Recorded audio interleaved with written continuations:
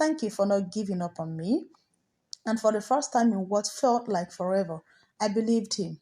But peace was never a straight path. Because just when I thought we were healing, a call came in. From the hospital, Mama had collapsed. I had just started breathing again. Therapy was helping. Damien and I were discovering each other slowly, like two strangers trying to learn a forgotten dance. The house was calm, our conversation less strained, and for the first time in months, I began to believe we might be okay. Then my phone rang. It was Tolu, his sister. I hesitated before picking up. Our last conversation ended with a slammed door and a threat, but something in my spirit nudged me to answer. Her voice was tight with panic. Moyo, Mama collapsed. She's in a hospital. I sat frozen on the bed. The air sucked from the room. What happened? I asked, standing up immediately, heart racing. She had trouble breathing. Chest pain. The doctor said it could be stress. They are still running tests. Stress? That word echoed in my mind like an accusation. Was I the cause? Was it our marriage?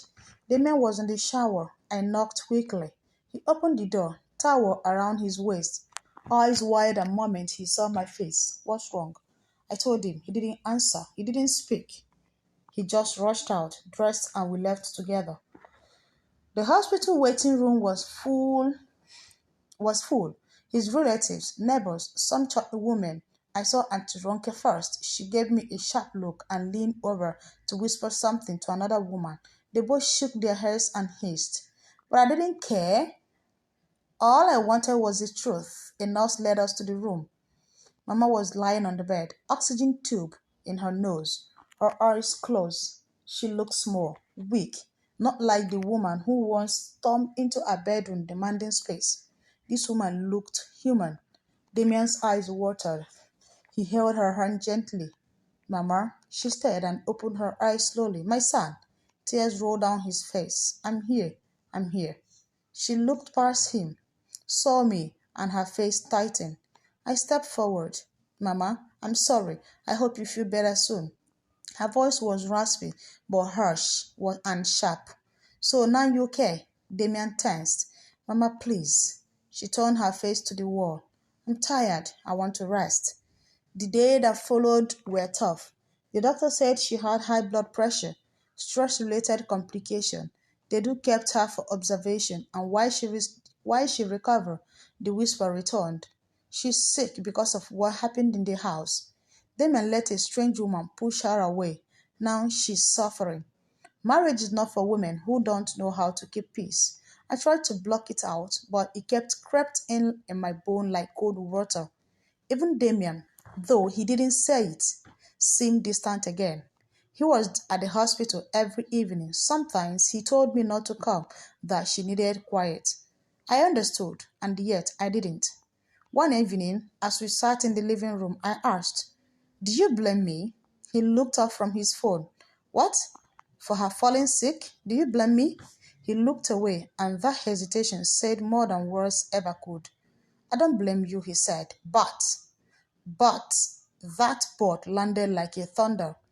But what, Damien? He sighed. I just think maybe everything happened too fast. The pressure, the intervention, the leaving the room, Mama being asked to go, maybe it overwhelmed her. I stared at him. So now you're saying I should have endured more? Let her keep sleeping beside you. Let her keep running our home until I disappear completely? He didn't answer. I stood up suddenly, needing air. She got sick because she refused to let go, not because I said no. Don't twist this. I'm not twisting anything. You are doing it in your head, I said, hurting, heart rising in my chest. And if she had her way, I would even be here. He said silent, and that silence said enough. The next day, I decided not to go with him to the hospital. Let them talk. Let them look. I was tired of proving I wasn't the violin. But the afternoon, something unexpected happened.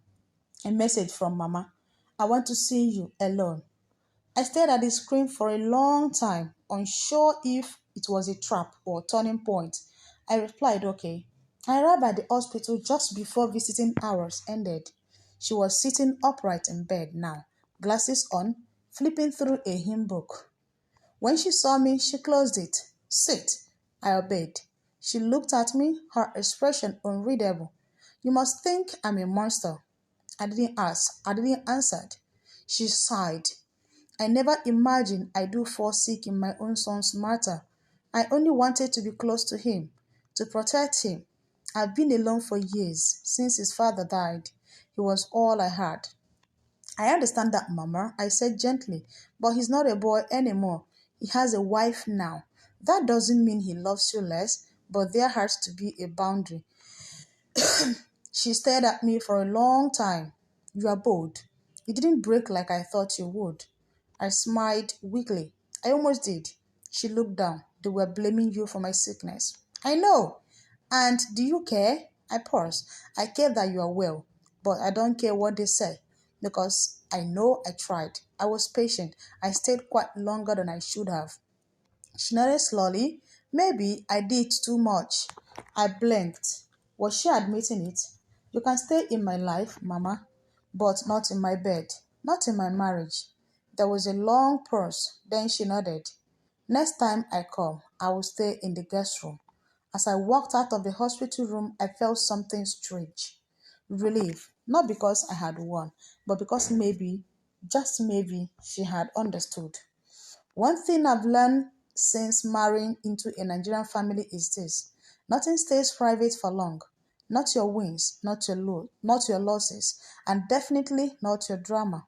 Word of Mama hospitalization had spread like wildfire, but now news of my private visit to her, where she agreed to respect our space, had also reached the ears of those itching for chaos.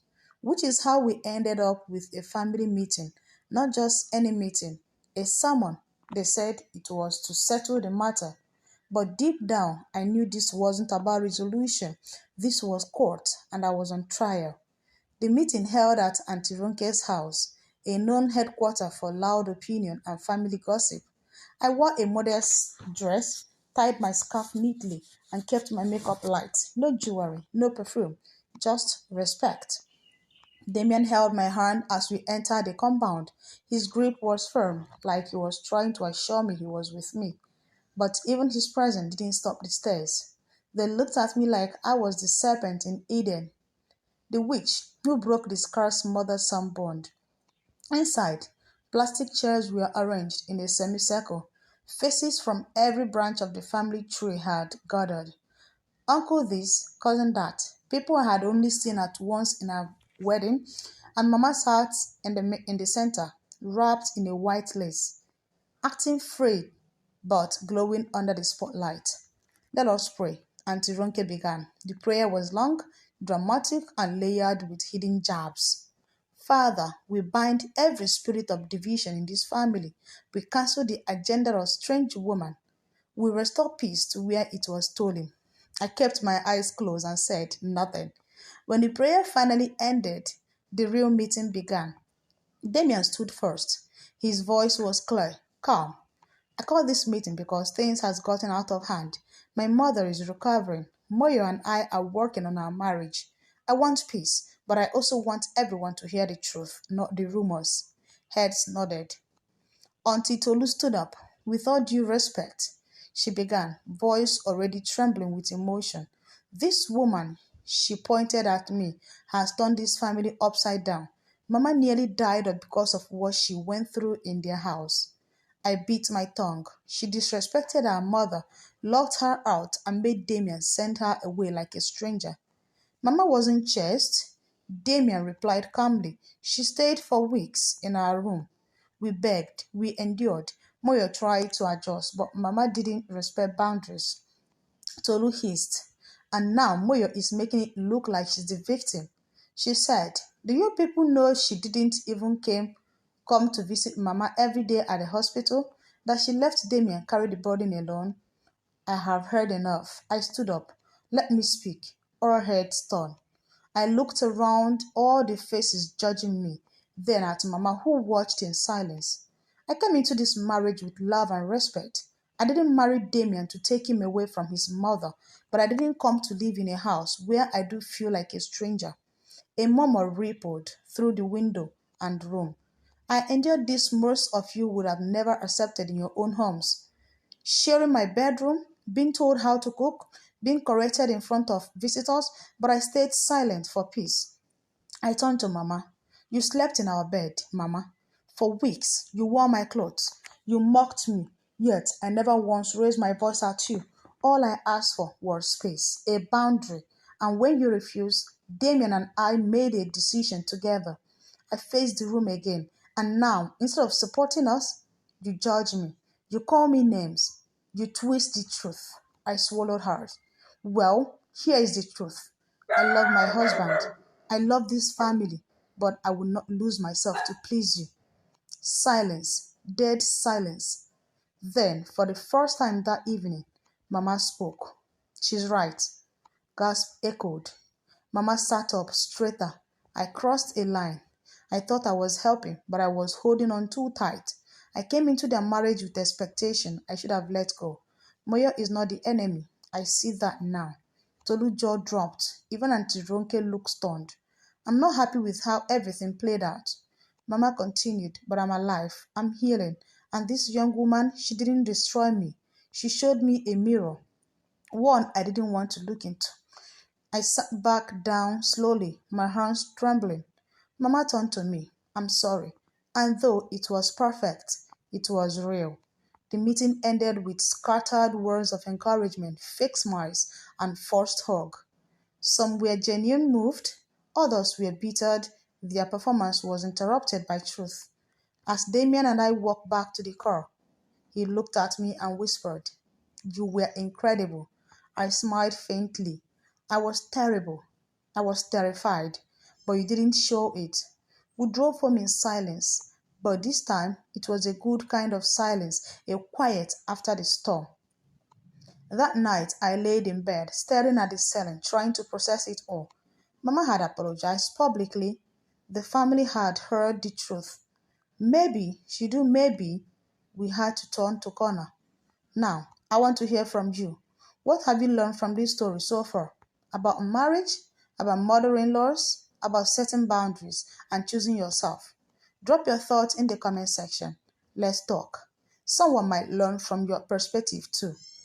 They say the biggest changes in a man happen in silence, not in public declaration, not in the family meeting, but in the quiet corners where truth finally sink in. For Damien, the turning point didn't come when Mama apologized in front of the family. It came days later, 3 days later. We were sitting on the balcony watching the rain. The air smelled like wet earth and fresh beginning. I was sipping warm ginger tea, wrapped in a blanket. He was unusual quiet, his eyes far away, like he was weighing something heavy on his chest. Then he spoke. Moyo, he said slowly, Do you remember when we first moved in here? I nodded, surprised. Of course I do. You were so happy, he said, a small smile tugging at the corner of his lips. You arranged every corner of this house with love. I remember you putting little sticky notes on the kitchen. You even wrote one that said, This is our home, not just our house. I chuckled. Yeah, you laughed at me for that. I didn't laugh because it was silly, he said. I laughed because I do never knew what it meant to truly build something with someone. There was a pause. Then she moved in. He said quietly, and everything changed. I didn't interrupt. I let you down, he said, and I see it clearly now. I kept waiting for things to go back to normal, like they do fix themselves, but I realize now. I was the one breaking us, not her. Me. My heart ached hearing him say it, not out of pain, but out of release. I had waited so long for this moment, for this clarity. He turned to me. You stayed through things most women wouldn't have walked away. You fought to be seen. And instead of protecting you, I stayed quiet. I understand now why you didn't want to share our bed, why you felt like a stranger in your own home, and why you had to leave the room. You weren't rejecting me, you were begging me to choose you. Tears filled my eyes, but I blinked them back. I'm sorry, Moyo, not just for what happened, but for how long I allowed you to go on. I placed my cup down and reached for his hand. I forgive you, I whispered, because I did. But more than that, I respect this version of him, the man who could now look at his mistakes and name them out loud. From that day, things began to shift. It wasn't dramatic. There was no balloons or celebration, just simple, intentional changes that told me something real was growing again. He started asking how I was feeling, not just the casual, how was the night, but real question. He came home early, helped in the kitchen, sat with me while I talk about my work stress or funny moment from my day. He even joined me at church again. But most of us all, he began to speak for us. At a small family dinner hosted by his uncle a week later, someone made a passive comment about how mothers deserve to be honored above all. Damien smiled politely, then said, "Yes, mothers deserve honor, but not at the cost of his wife's peace." The room went silent. He didn't flink. "Moyo is not in competition with my mother," he continued. "She's my partner, and if anyone makes her feel like a stranger in my family again, I won't entertain it." I didn't say a word. I didn't need to, because he had finally become the husband I prayed for. One evening, while clearing the wardrobe, I found the old sticky note I had written months ago. "This is our home, not just our house." I smiled. I stuck it right back where it belonged. But healing wasn't just happening in our home, it was helping with Mama too. She started to send messages, not daily, not forcefully, but gently. "How are you, Moyo? I hope you're eating well. Let me know when you're free. I'd love to bring you some granite soup." She even sent me a wrapper for church with a short message. "I saw this and thought of you. No fighting, just love." It was a grand apology, but it was a step. And sometimes the most powerful healing starts with a single step. That weekend I asked Damien, "Do you think she's really changed?" He nodded slowly. "I think she's learning, and for someone like her, that's not easy." "I still feel cautious," I admitted. "So do I," he said, "and that's okay. We don't have to forget, we just have to grow." That night we lay in bed, his hand wrapped gently around mine. No third party between us, no word space, just silence. The good kind. Peace without boundary is just a pause before the next storm. And after everything Damien and I had been through, the silence, the tears, the battles we fought both in whispers and in shouts, we knew one thing for sure. If we are going to heal and truly move forward, we need structure, clear rules, firm lines, and could be crossed not even by family. It started one Saturday afternoon. We were relaxing in the living room. Our phones rang finally, quiet from the usual family group chat. Damien turned to me with a thoughtful look.